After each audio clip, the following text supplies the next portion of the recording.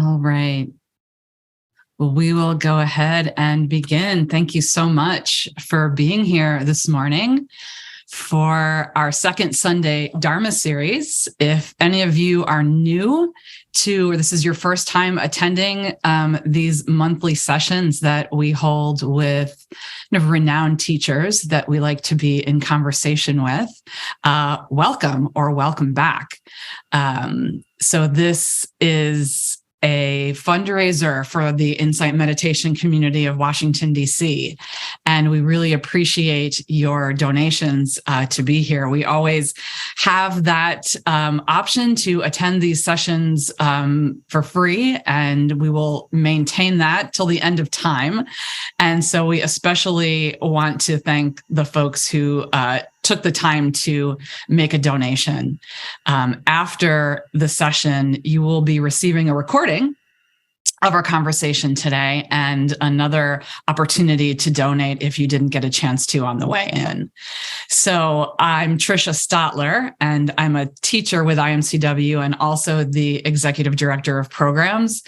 I also do fundraising, which is why that little pitch at the beginning. I usually host these events, but sometimes we have other teachers coming in to host them as well. As you can see, we have Sharon Salzberg with us today, which I'm very excited about. But first, just a couple more announcements. As you can see, we have American Sign Language interpretation this morning by Deb and Denise, and they will be alternating throughout our time today. This is an event where you have the opportunity to ask questions of Sharon. And so as we're talking, if a question comes up for you, there is one of the boxes up top says ask questions here. And so you can just go to the chat and direct your questions to Sharon that way. They'll come through me and I will ask them during our Q&A. So no worries that your face will be sprung up there on the screen. Yeah. Okay. All right. So I was just saying, I don't think Sharon needs any announcements. We're really happy to have you here for the first time. And I think that, in thinking of guests for this, there's, so many wonderful people to choose from to invite to be here. And Sharon's book, Real Change, was one that I'd had. And I just found it really helpful to me personally for some of the just overwhelm that I'd been experiencing over, these past few years. This book came out in 2020 originally, right, Sharon? So pre-pandemic. I think, as happened with so many authors, a little rewrite was needed after the end. And so I was really eager to invite Sharon here to talk about her book and all of the things in it that are so pertinent, still even more so now, to our everyday lives. And so, Sharon, do you want to talk about what prompted you to write this book, and then how you did go back and write was it a preface that you added? Yeah. Sure. Well, I am so delighted to be here. I turned in the book. I was trying to remember if it was December 2019 or January 2020. And the publication date, the original publication date, I think was June 2020, and they postponed it because of the pandemic to September, something like that. And I wrote the book because it represented really where I was at, myself personally. I felt like I knew so many meditators who had felt movement toward good-heartedness and much greater clarity about other beings and kind of social needs. That was one side of it. So, for example, the common experience I had was somebody would say to me, I became a meditator, and I was walking down the street and somebody asked me for $1. And I gave them $1 because it's always been my habit. But it's the first time I ever looked that person in the eye and realized this is a human being. And for many of those people, that's where it sort of ended in a way, like they felt like anything I could do to try to make real significant overall change would be insignificant. It would be like nothing. So that was one whole group. And then I knew, well, I've been working with many, many caregivers, people who either in their personal lives or in their professional lives, in a way, were on the front lines of suffering, really dealing with a person or a population that was, really going through a lot of pain and one kind or another.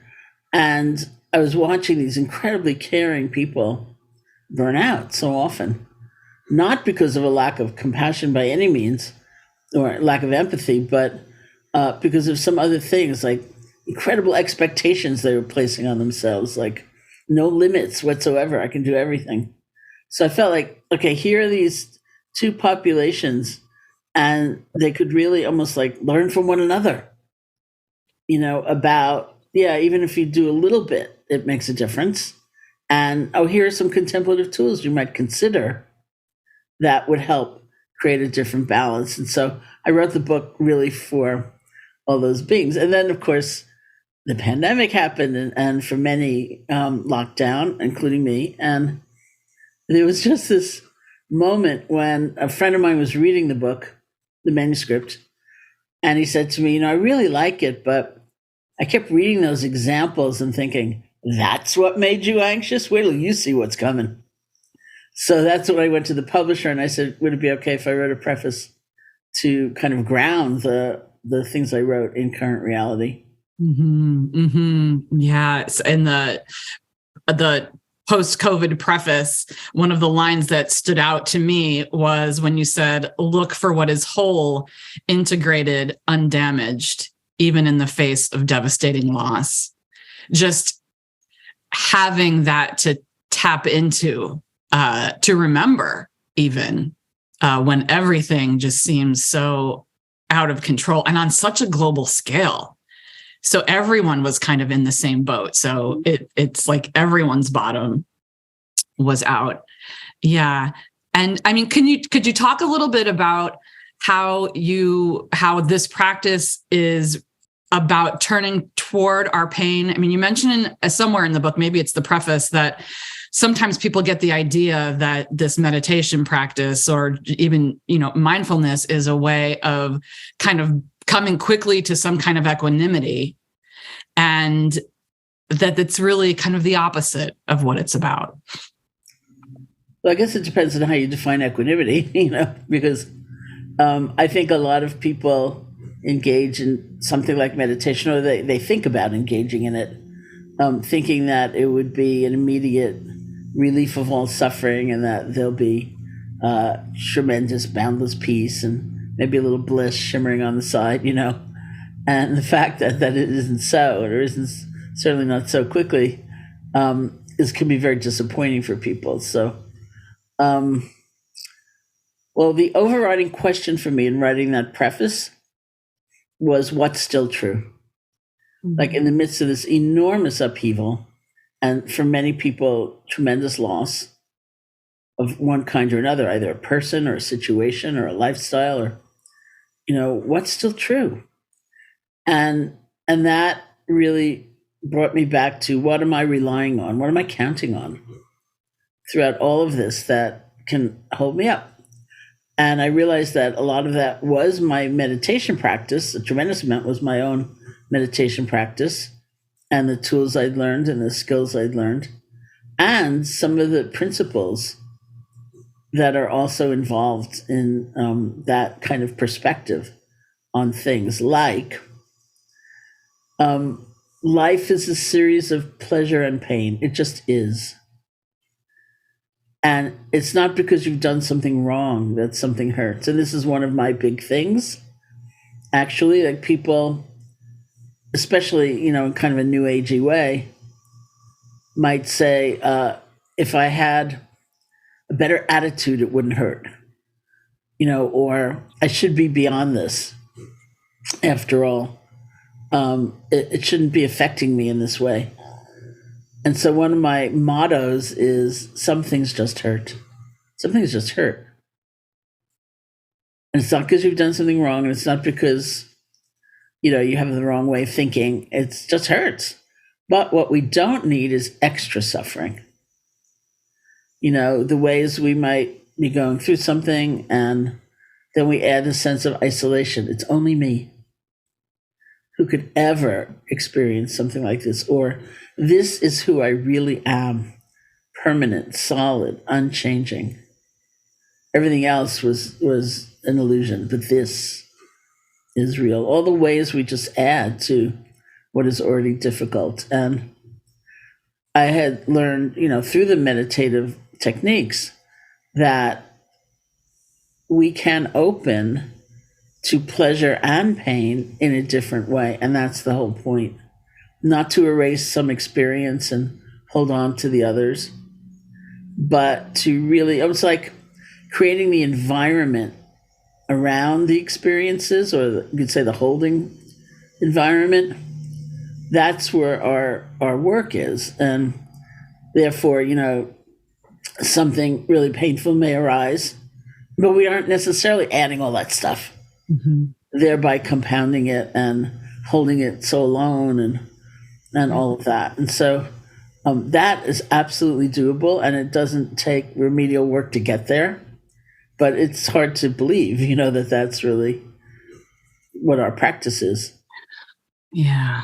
Kind of goes against our conditioning to push against, and to believe, like you're saying, that if I stay with this and let it move through, that something will come out on the other side. Yeah. And wisdom and compassion and all those other things. Yeah. Yeah. So, there's so much suffering in the world, and your book just does such a beautiful job of giving examples that are really just kind of from all walks of life. And I think really just kind of highlight the human experience. And so, the things that cause us to suffer, some are collective, and some are just highly individual. And I think one of the questions I get a lot as a teacher is, where do I start? I care so deeply. And yet, how do I distill what matters to me so that I can direct my energy to affecting some kind of change without burning out because I'm just constantly giving? So what would you say to that about how we choose to direct our energies, or how we know what's going to be the right path? Well, I should have said earlier that moving from the work I've been doing with caregivers, I thought one morning, who does that remind me of? And I thought, oh, activists. They're kind of the same way. It feels like these are the givers, they're trying to make change. What we might call self-care feels selfish.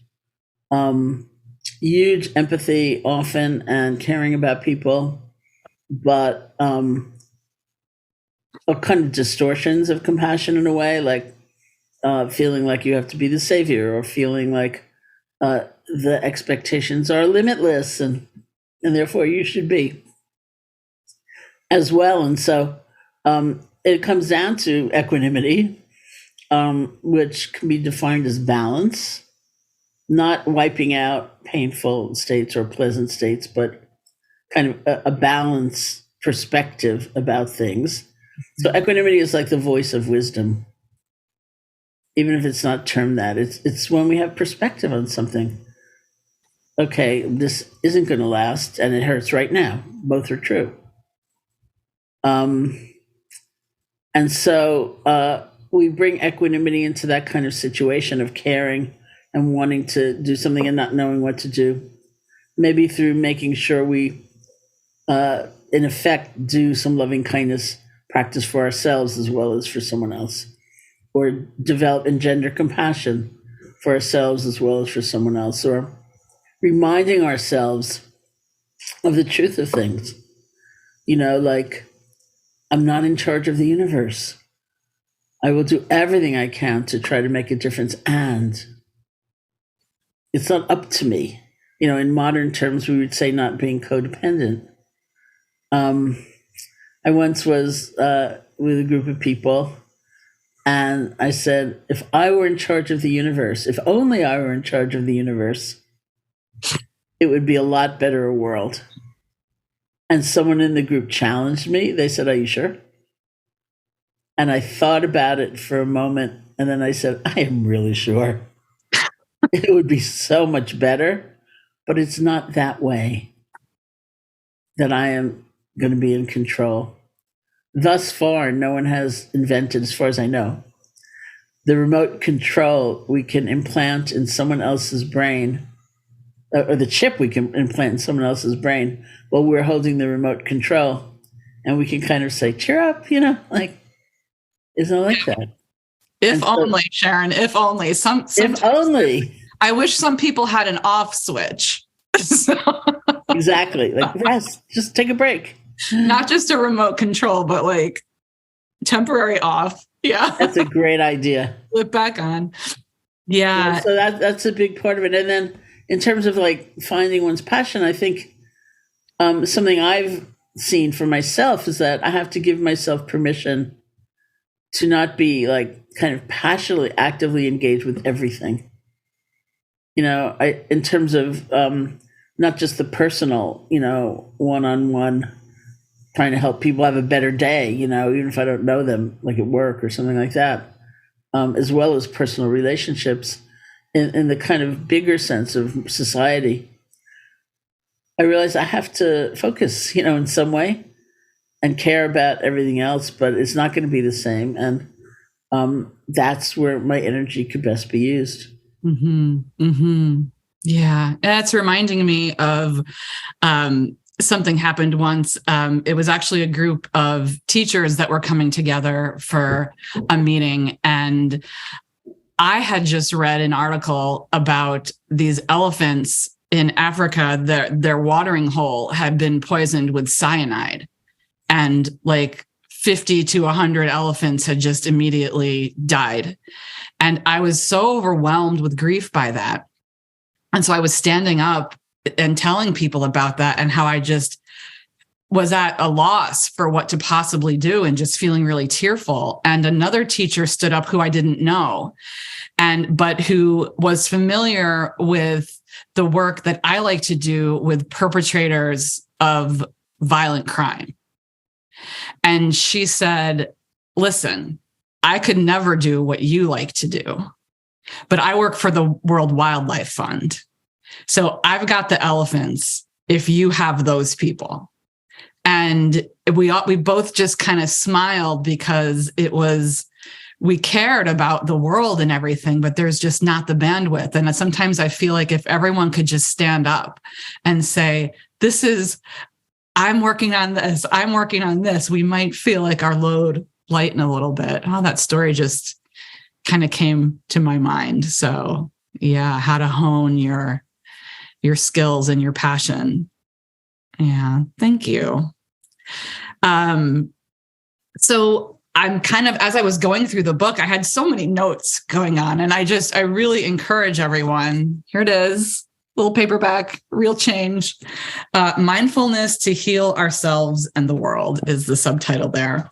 And so just kind of going through the chapters, everything really struck a chord with me. So there's one thing you write about anger and how sometimes when something's happening in the world that hits us, like the elephants or whatever else it is, that we can get kind of lost in our anger, our indignance, our self-righteousness even. And you quoted a Buddhist teaching that said anger is like a forest fire that burns up its own supports. And that it felt like, I've also been a caregiver, and sometimes it's felt like that too. You just like giving and giving or staying in one of those heightened, difficult emotions. It kind of blows everything out. So how can we use that righteous indignation at the things that are happening in our world without burning out? These are easy questions, Sharon. I think you. Yeah, sure. Thank you. I'm thinking of a few different things. One is in terms of something like mindfulness meditation, if that is a practice that you do. One of the things I have found very powerful myself is being able to sit with a feeling like anger. Because mostly when we have a very strong emotion, our energy, our interests are kind of captured by the object or the story. Like if you want to buy a new car, for example, you're thinking, well, should I get this kind of upholstery or that kind, or should I get this way of playing music or that? And we don't necessarily pivot our attention back to say, what does it feel like to want something so much? And so that's really what we do in the meditation. Instead of, I'm angry about this, or I'm angry about that, or I'm going to do this about that. What is anger? What is this feeling? So we kind of turn our attention around and, what's happening in my body? What's the sort of the mood of anger? And one thing we see very quickly is that it's a compound. It's not just one thing. It's a moment of sadness. It's a moment of fear. It's a moment of rage. All of them coming and going. And the collective we are calling anger. And if I sit there long enough, I always see what is at the heart of it for me, which is a sense of helplessness. Like, I don't know what can I do? I feel so weak in the face of this overwhelming situation or whatever. And I think that's kind of classical, as an understanding in Buddhist psychology, that when we feel helpless, we pick up anger because we think it's going to make us strong. And its strength is its energy, it's genuine strength.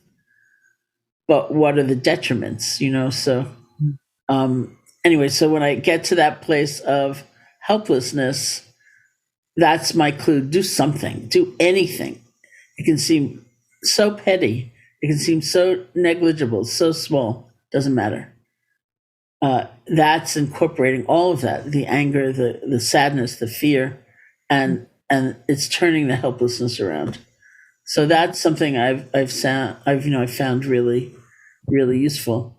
Kind of the grid of that, and whether you meditate or not, is that instead of calling certain feelings or looking at what we feel, what we experience in terms of right and wrong or good and bad, we look at it in terms of what's skillful and what's unskillful. What's skillful is that which leads to our freedom, our having energy. What's unskillful is what drags us down, has us contract, makes us live in a smaller world, stop seeing options. And so rather than calling anger bad or wrong or terrible, it's understanding from observation, whether you do it in meditation or not. If I get lost in this, not if I feel this, but if I get lost in it, if I get overwhelmed by it, that is a state of suffering. And my action is actually going to be hindered because of that. If you don't see options, you don't see possibilities, where's the creativity? Where's the emergence of what maybe is happening in the moment that you couldn't see before?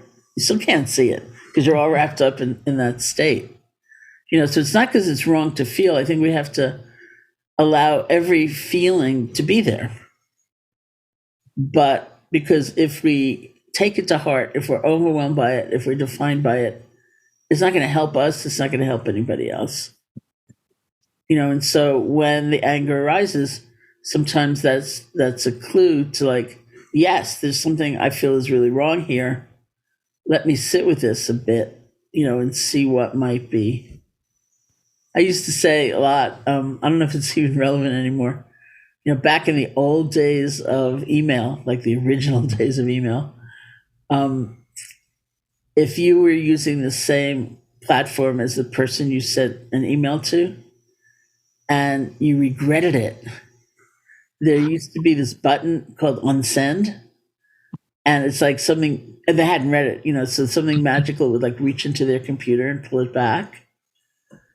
That happened to me once. I unsent a message, not because it was very angry, but I thought better of it. And this friend said to me, the weirdest thing just happened. I had an email from you on the screen, and before I could read it, it disappeared. And I said, that's so strange. What could that be? But, life doesn't send us that many unsend buttons, and sometimes we're so angry we don't even know it. And we go off and we, do something like type out that email and press send. So learning how to recognize what we're feeling, and not out of judgment, but just clarity, saying, do I want to act from this feeling right now? Or do I want a little bit of space? Yeah.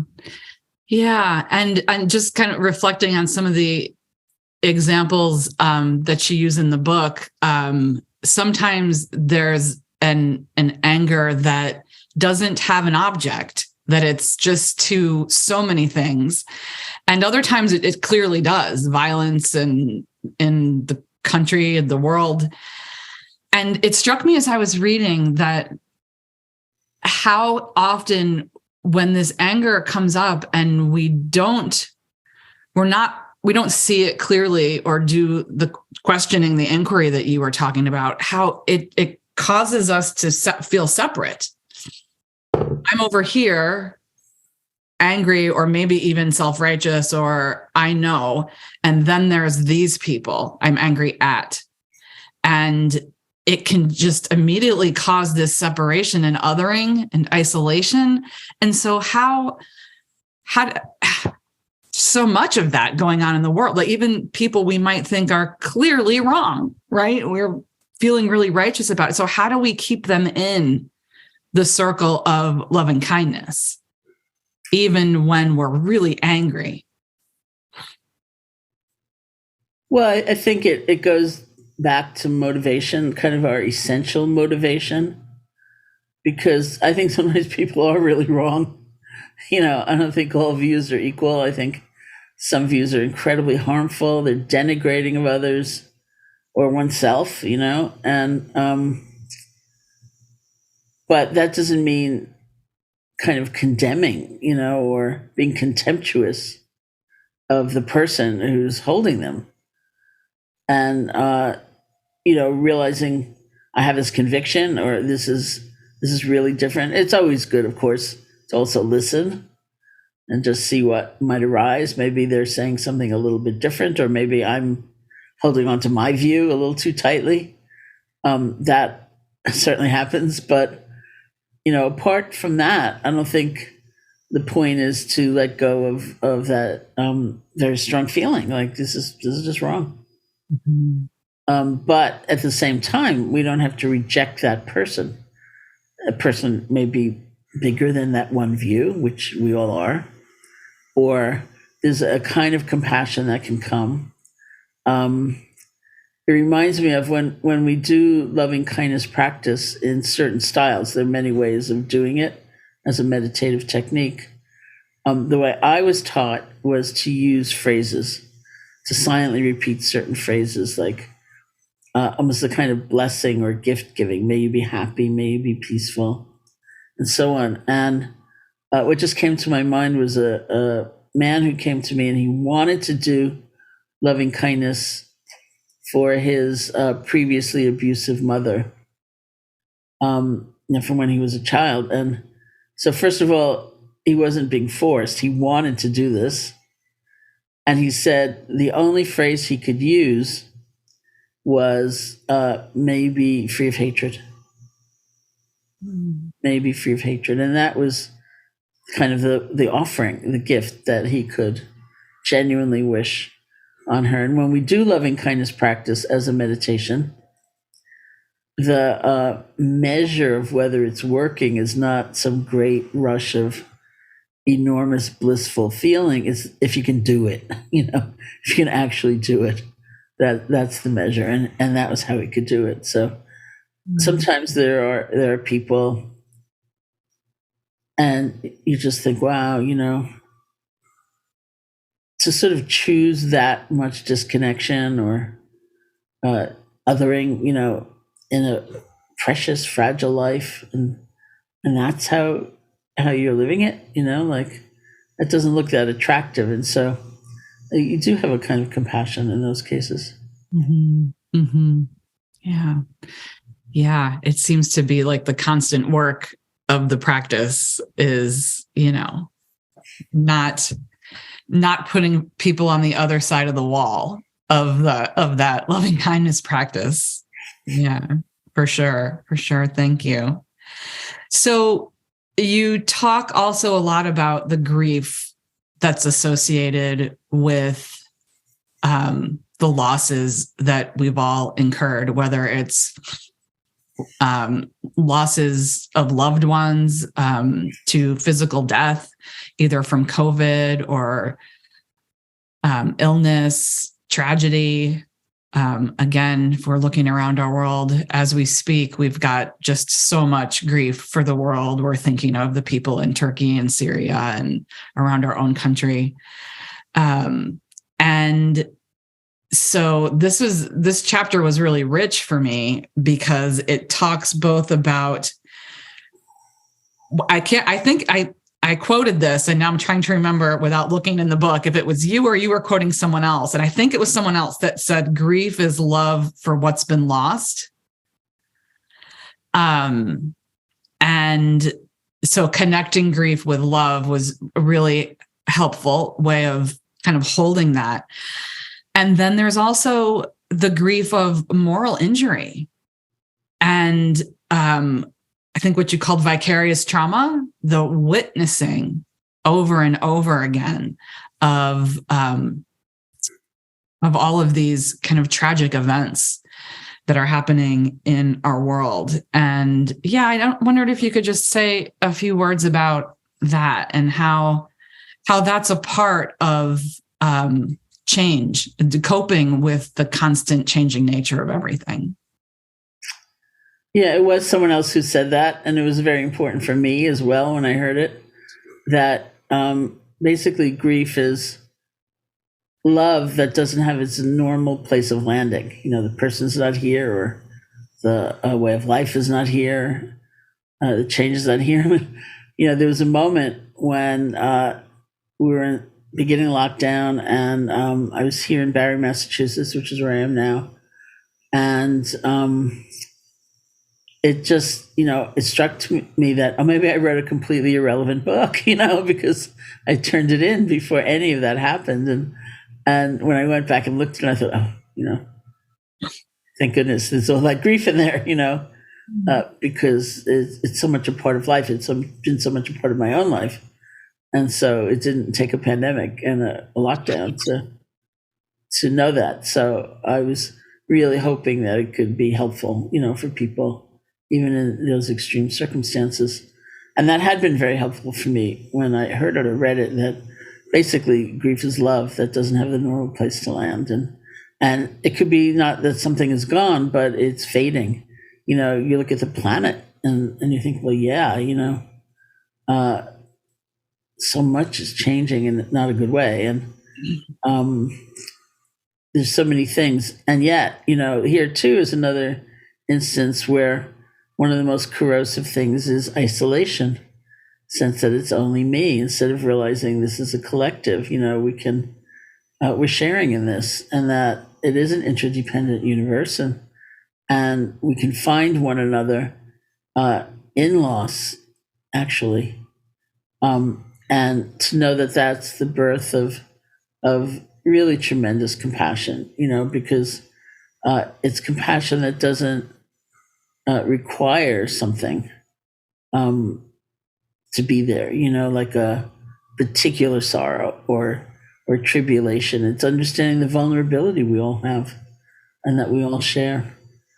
And moral injury is an interesting instance of that. I first kind of heard of the term or began to look at the term speaking to hospice nurses who were telling me that sometimes they were in a situation where the patient was ready to let go and the medical professionals were certainly ready to let them go, but the family said, no, you have to keep intervening in some way. And they said that, we were acting in ways that we felt were injurious to the person we were trying to care of. And that was like a deep soul wound, to be in a situation like that where you're trying to do good and there's something else, that is intervening in some way. And it's a very powerful concept about various ways we spend our time, in a system that may be giving us a very different kind of message than our own values. And what do we do? And it is a source of great grief. Here, I think people make individual decisions about how they're going to relate to that system, but personal resilience also factors in some important way. Many years ago, I went to Walter Reed Hospital. It was like National or International Nurses Week, and they were bringing in different speakers, different programs, and I went obviously to teach meditation. And there was some time before the event, was going to happen, and so I had a friend who was a nurse there who made the invitation, and she also arranged for me to have a very small tour of one of the wards, and it was like very intense. Needless to say, between the warriors and their families, the whole situation was very intense. And just as we were leaving the ward, she turned to me and she said, the nurses who can stay here, and that meant nurses who could continue to serve, the nurses who can stay here are not the ones who get lost in sorrow. They're the ones who can connect to the resilience of the human spirit. Mm. And that became a kind of defining moment for me of compassion. That if you are totally dragged down by the situation, you're not going to help anybody. So, and yet, not every situation should be, prolonged, I mean, that's also a very personal consideration. Is this like too violating, for me? And should I be somewhere else? Yeah. I bookmarked just a couple of things I wanted to read, and you're kind of touching on one of them. So I'm going to share this. This is a quote that you had from the journalist. Is it Dar Jamel? I want to make sure I'm saying that correctly, who works with the environment. And he said, grieving for what's happening on the planet also brings me gratitude for the smallest, most mundane things. Grief is also a way to honor what we are losing. My acceptance of our probable decline opens into a more intimate and heartfelt union with life itself. The price of this opening is the repeated embracing of my own grief. Goes on just a little bit longer. I'm grieving, and yet I've never felt more alive. I've found that it's possible to reach a place of acceptance and inner peace while enduring the grief and suffering that are inevitable as the biosphere declines. Yeah, just it feels like we're in a little bit of a different, especially where the environment is concerned. It feels, and maybe it's me, and we all have our own way of tapping into this, but it feels like we've turned a corner to where we're no longer really grasping at, but maybe it's not true, but maybe it's not true. And I can like hurry to, while that still continues, I just loved what he was saying, that even as I recognize this suffering and this, he used probable decline, not inevitable decline. So there's a little bit of hope there, but that there's still the possibility for connection and love and feeling so alive as we kind of touch into the truth about what's happening. I mean, that came through in your book over and over, that we can't, if we don't tell the truth about the things that cause us grief or anger, then we really can't work with it. Mm-hmm. So, yeah, really wonderful. I'm happy you get to meet so many people and share their stories with us. So we're going to get to your questions in just a moment, but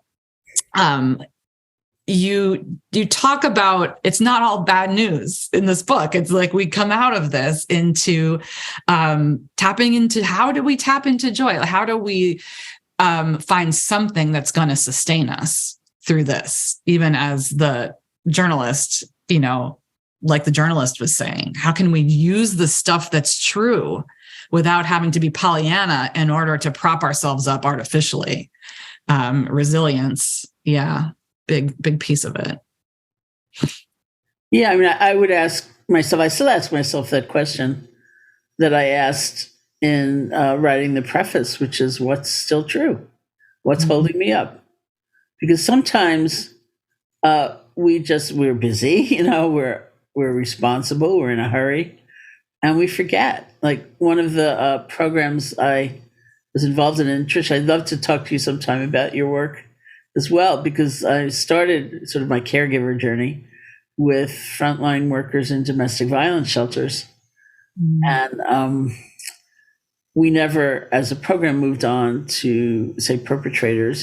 We stayed with caregivers, and so it moved over to maybe people working in Syrian refugee camps, things like that. So it was like a lateral move. But anyway, one of the things we did at the beginning of every program that I took to other programs that I was doing was, we asked people, you do it as a journaling exercise, you could do it as a contemplation. First of all, write down in a column the most stress, the biggest source of stress at work, because everyone was working in the same field, whatever it was. And so that was sometimes interesting for people, because what they discovered was that had not written down the immensity of the suffering or the intractability of the system. It was like bad communication with a colleague, something like that. So that was just intriguing. And then in the next column, we'd say, what do you do to lift your spirits, to get a break, for resilience, to get perspective?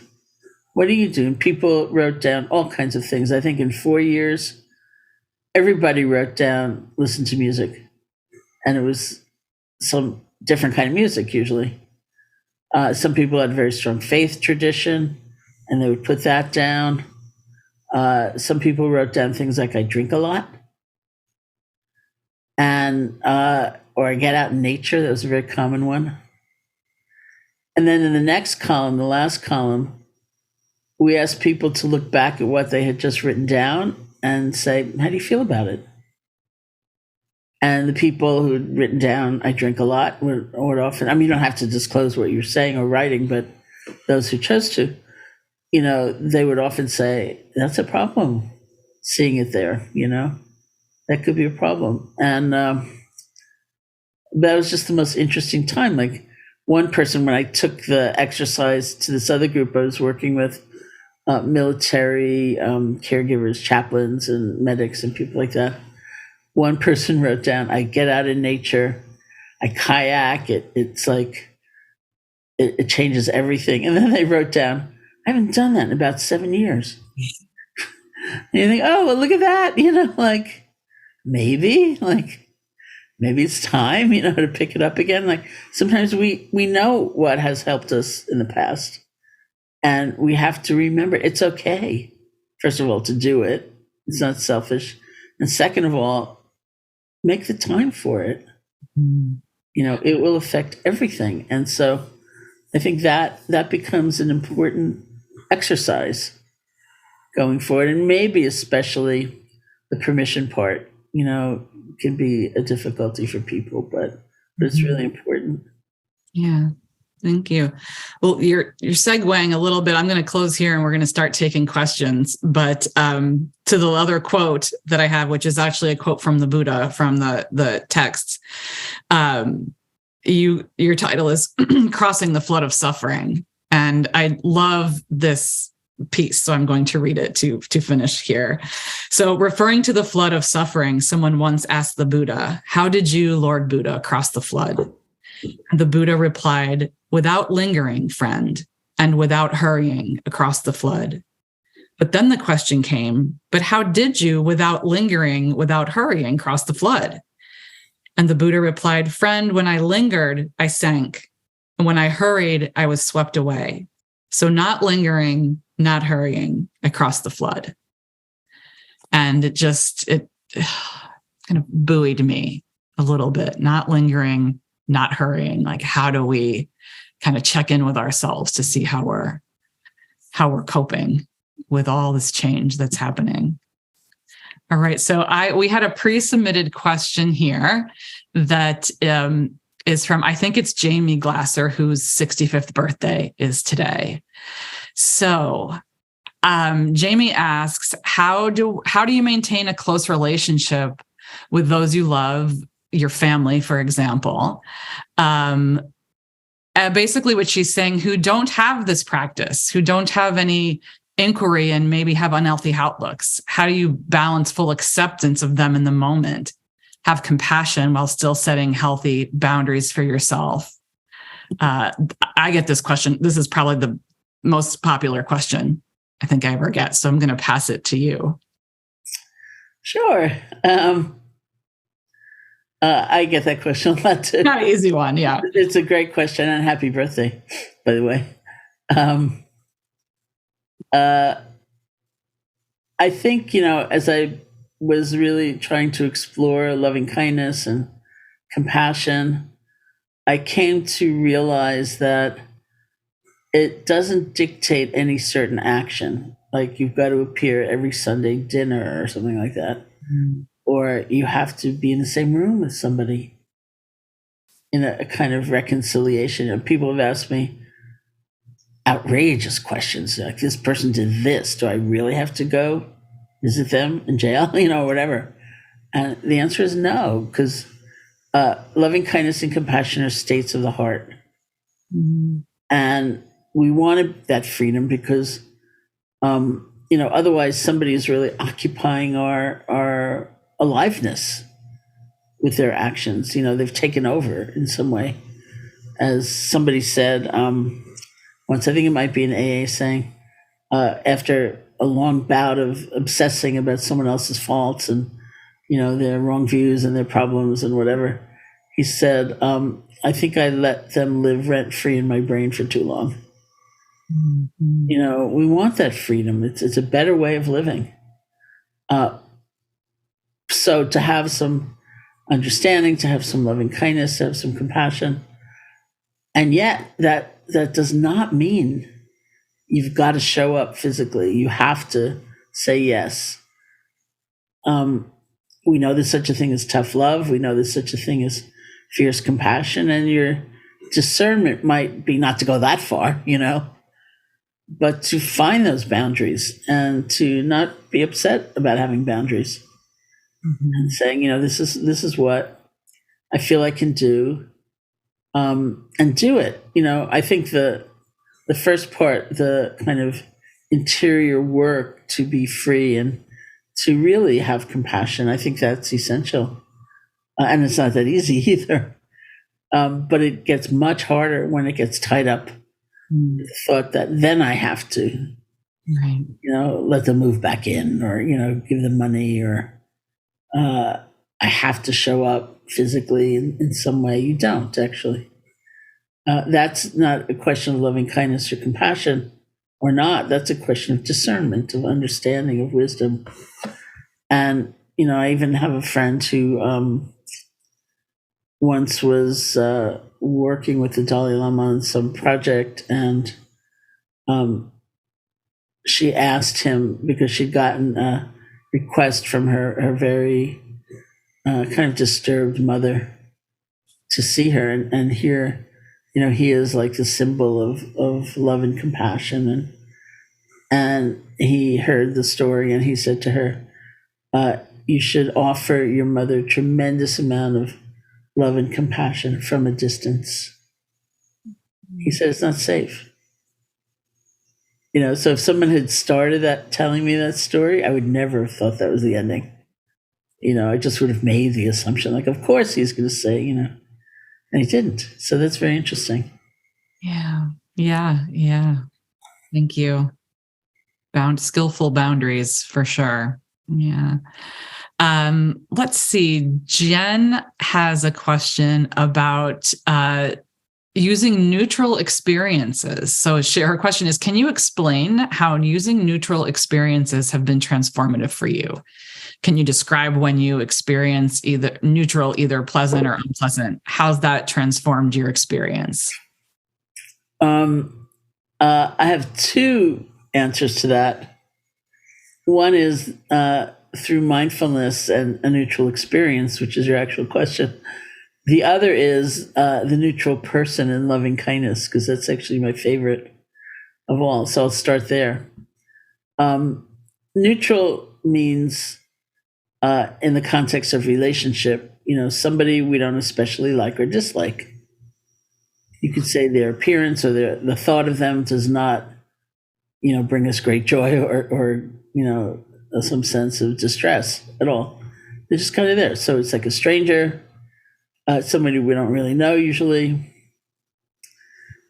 We hardly notice them, which is the point. And we,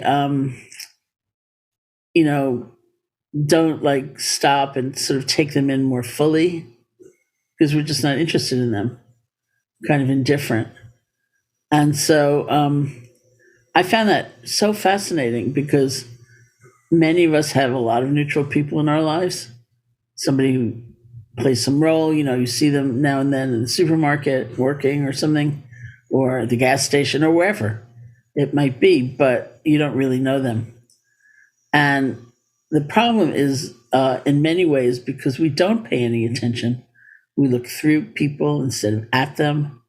We discount them. We objectify them. They are like an object to us rather than a human being who wants to be happy, just as we do. And so when we stop and actually pay attention, or if you're doing loving kindness practice, actually wishing them well, it's fascinating to me to watch how things turn around. As one friend told me once years ago, she said, I've fallen in love with my dry cleaner. And I thought she was like dating, and I was like very excited for her. And she could see from my face what I was thinking. And she said, no, not romantically. But he was my neutral person when I was doing loving kindness practice. And now when I go into the store, I just have this feeling like we're on the same team. He's one of mine. And I don't think she knows anything about him or knew anything about him, But it was just that knowing, oh, yeah, here we are. So that was part of my interest in neutrality. So in terms of just experience, hearing a sound, feeling a sensation, whatever it might be, there are pleasant experiences, of course, painful experiences, and neutral experiences where they might be a little bit pleasant or a little bit painful, but they're not really registering, as that. It's kind of just, Those are often repetitive experiences, routine experiences. Once again, we're no longer paying attention. So there's nothing capturing us, and in many ways our attention, certain culturally, we're not awfully trained to subtlety. We need intensity to feel alive, whether it's intense pleasure or intense pain. And so I think of another quotation of the Buddha where he said something like, one who is heedful or one who is mindful is on the path to the deathless. One who is mindless is as if dead already. So all those neutral experiences we just miss, because they're not pulling at us. And so when we are practicing mindfulness, we learn to be with pleasant experience in a different way. Not clinging, not grasping, not insisting it stay forever. And we learn to be with painful experience in a different way, not rejecting and angry about it or bitter about it. And we learn to be with neutral experience in a different way. So we actually wake up and we're there. And I found that very much like working with certain teachers who, in the context of intensive retreat, although this is fun to do at home too, in some form. They worked a lot with me about bringing mindfulness into daily activity, like washing dishes or drinking a cup of tea or something like that. And to be able to, in that context, slow down and just drink that cup of tea, for example, meant that something that I took for granted that was just kind of neutral or ordinary, it popped, and all this nuance appeared and subtlety and flavor. It was really interesting. And so we do that in life by every now and then not multitasking, and not drink the cup of tea while checking your email, while on the conference call or whatever, but just drink the cup of tea. And that's what we really see evolve. Mm-hmm. Yeah. Thank you. Thank you so much. So, as a nod to Super Bowl Sunday, I'd like to call a little audible in our meeting and see, it just strikes me there's some questions coming through that have similar tone to them. And I think it could be really helpful if we did a loving kindness meditation. Would you be up for that? Sure. Okay. So we've got about 15 minutes to work with this.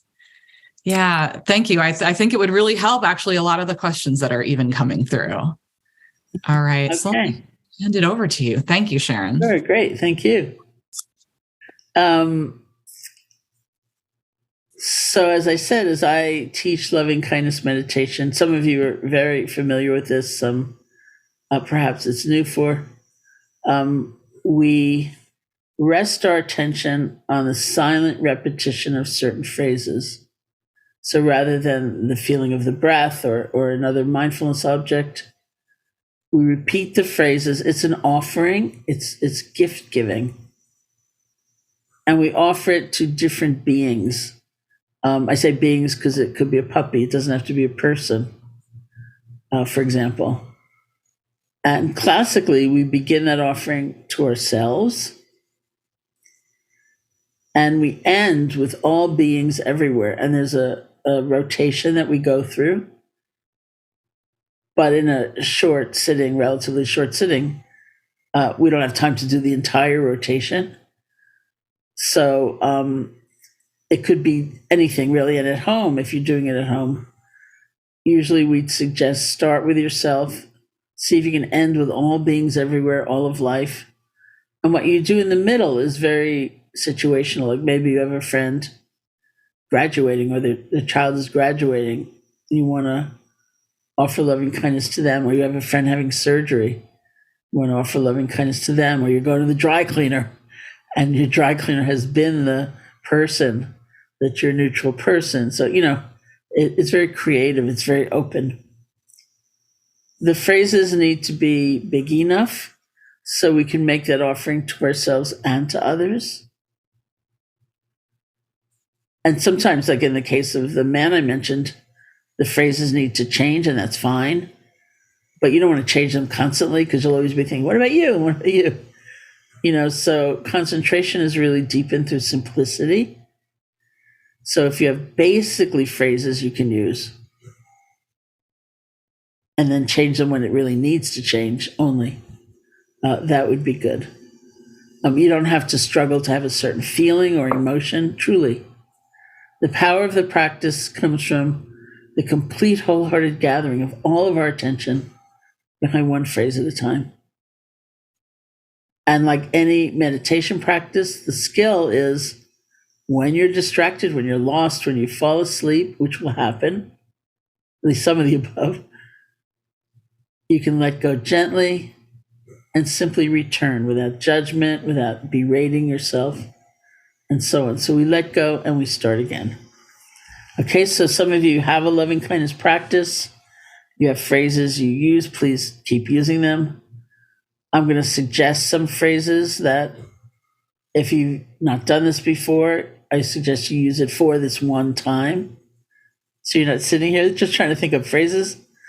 And then you can see if you want to continue what phrases seem right to you. So very common phrases are, beginning with ourselves, may I be safe. Or some people prefer, may I feel safe. May I be safe, be happy, be healthy, live with ease. Live with ease means in the things of day-to-day life, like livelihood, family, may it not be such a struggle.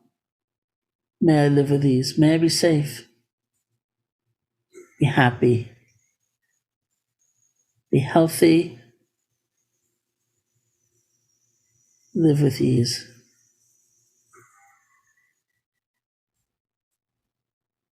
People often say to me, who am I asking? We're not asking anybody anything. It's gift giving, it's offering, it's blessing.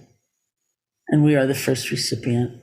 So you can repeat those phrases or whatever phrases you're using with enough space and enough silence, so that it's a rhythm that's pleasing to you. This is like the song of the heart. May I be safe, be happy, be healthy, live with ease.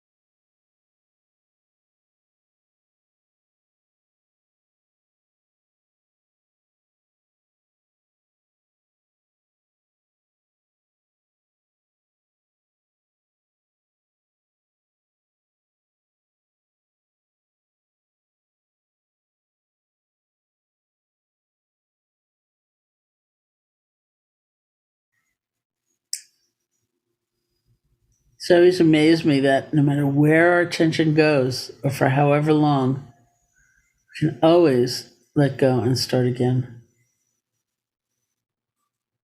So we say the healing is in the return, not in never having wandered to begin with.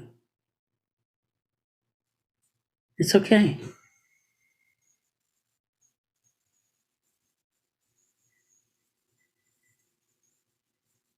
Whatever distracts us, whatever takes us away, we let go when we can, and we begin again.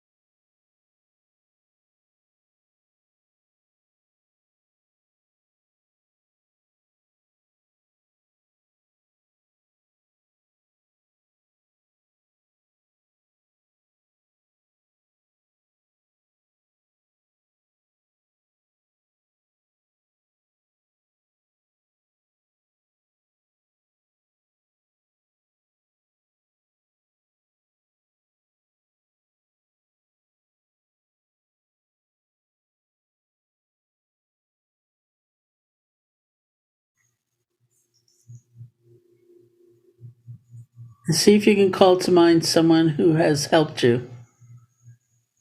Maybe they helped you be here right now, or they helped you long ago. Maybe you've never met them, but they've inspired you from afar.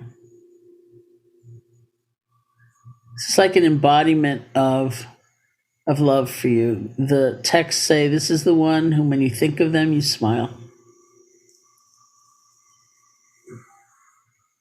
Could be an adult, could be a child, could be a pet. I actually do use a puppy sometimes as an object, as a recipient. So if someone like that comes to mind, bring them here. Get an image of them or say their name to yourself. Get a feeling for their presence and offer the phrases of loving kindness to them.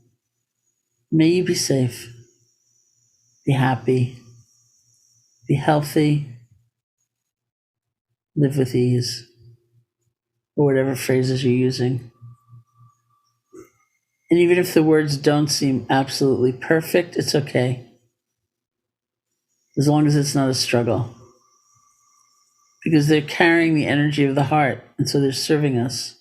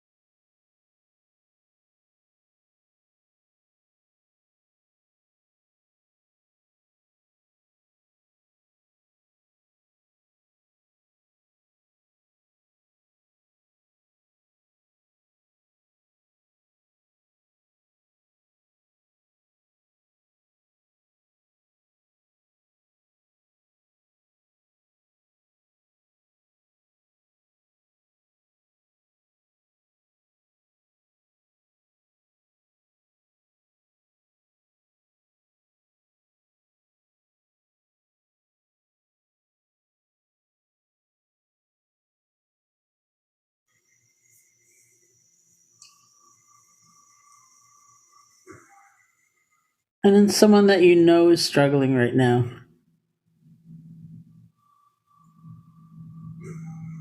Bring them here. And see what happens as you offer the phrases of loving kindness to them. May you be safe, be happy, be healthy, live with ease.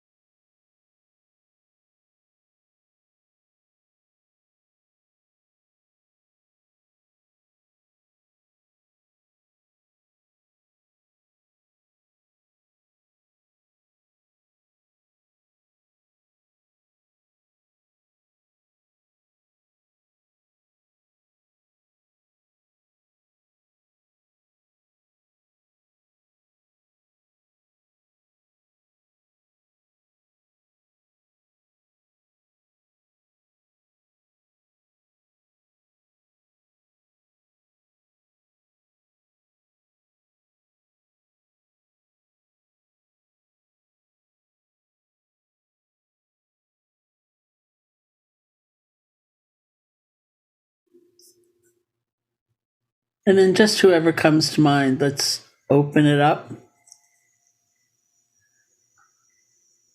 and offer the phrases of loving kindness to whomever might appear.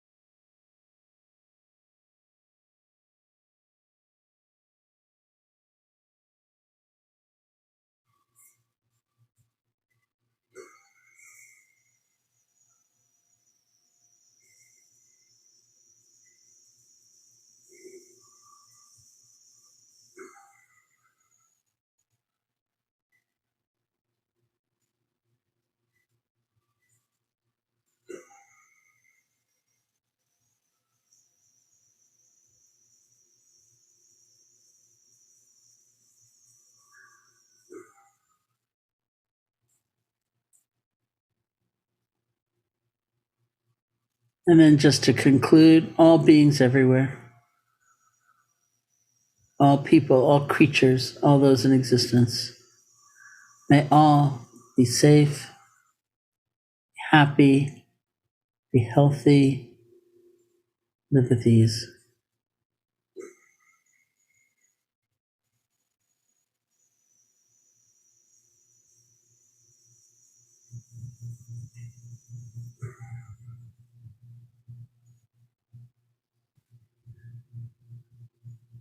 So thank you.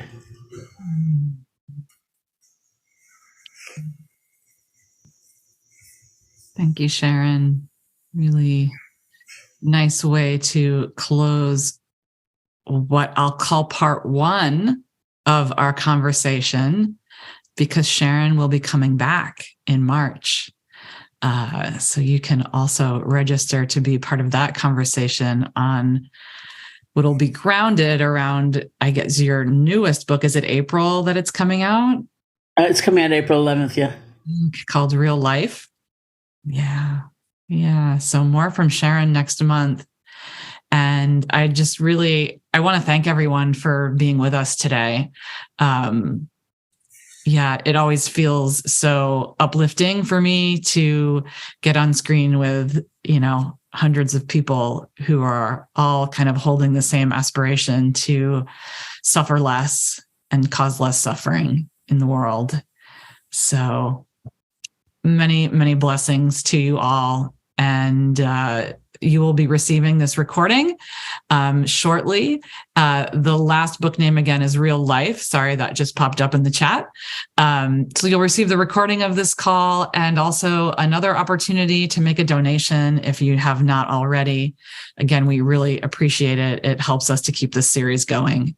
So many blessings. Thank you, Sharon. We'll see you next month. Thank you. Bye, everyone.